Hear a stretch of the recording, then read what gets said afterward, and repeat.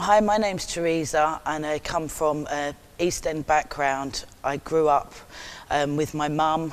My parents divorced at quite a young age, so it was me and my mum for many years. A lot of the challenges that I faced growing up was finding my identity and my sense of belonging in a world where my mum got remarried, my dad got remarried. I felt like I never really fit in with both of my families, even though now I see that I actually have an extended family. At that point growing up, I felt like I didn't really fit. I was an addict from the age of 15. I started smoking crack cocaine, and which then went on to me moving about from house to house, hanging around with the wrong type of guys. I had my daughter at a very young age, and even as being a mother, I still needed some sort of crutch, which was either drugs or alcohol.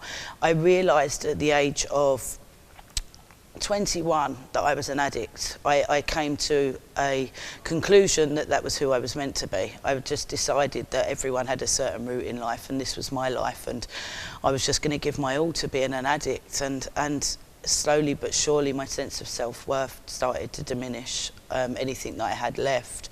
And I realised that, okay, well, if I'm called to be an addict, this is what I'm going to be, and I'm going to do it well. With faith, when I was growing up, my perception of God was that God was a God of punishment. I never understood the love of God. I never understood God the Father. I always thought that the lifestyle that I was living was due to being punished. For me, the change in perception of God came when I came to Victory Outreach Manchester. I started to see seeds of God's love in people.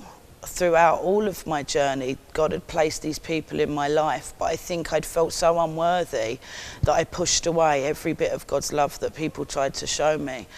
Then when I came into the recovery home in 2013, I was embraced with such a love of the Father that everything I'd ever thought got completely flipped around. I felt completely accepted. I didn't feel judged.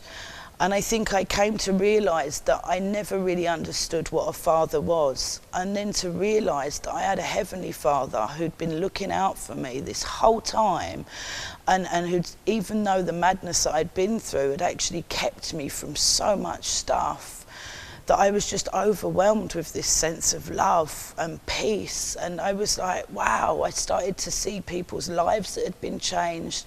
I started to see the hand of God in my family's life.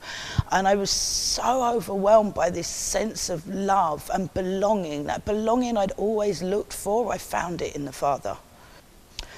So today I'm at a really good place with the Lord. I've struggled with a lot of things still, but nowhere like how I used to. God has restored my children to me. I have 3 wonderful children that were taken into the care system who weren't seen for 5 years, and now I have a really healthy relationship with all 3 of them. I have the absolute privilege and honour of serving God in the women's recovery home that I'm a graduate of, and I get to see God working miracles on a daily basis, and I'm just privileged to be a part of his kingdom and to be part of a wonderful family in Manchester.